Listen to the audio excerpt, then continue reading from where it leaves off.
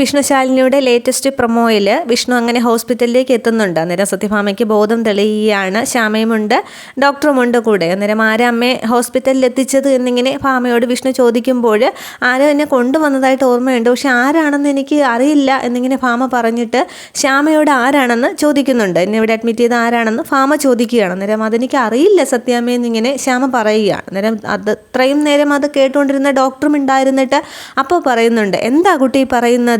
ജില്ലാ കളക്ടർ സത്യാമ്മയെ ഹോസ്പിറ്റലിൽ എത്തിച്ചത് കളക്ടർ തന്നെയാണ്. കമ്മീഷണറും ആമീനും പോലീസ് സന്നാഹങ്ങളും ഒക്കെയായിട്ട് ഹോസ്പിറ്റൽ മൊത്തം കിടുക്കി വിറപ്പിച്ച് കളഞ്ഞില്ലേ എന്നിങ്ങനെ പറയുകയാണ്. അന്നേരം സത്യഭാമ ഇങ്ങനെ ഒന്തം വിട്ട് നോക്കുകയാണ്. വിഷ്ണുവിൻ്റെ കണ്ണൊക്കെ ഇങ്ങനെ വിടരുകയാണ്. ശ്യാമയാണെങ്കിൽ ആകെ ടെൻഷനിൽ നിൽക്കുകയാണ്. അന്നേരം വിഷ്ണുവിന് മനസ്സിലാകുന്നുണ്ട് തൻ്റെ ശാലിനിയാണ് തൻ്റെ അമ്മയെ ഹോസ്പിറ്റലിൽ എത്തിച്ചത് എന്നുള്ളതും വിഷ്ണുവിനിവിടെ മനസ്സിലാവുകയാണ്.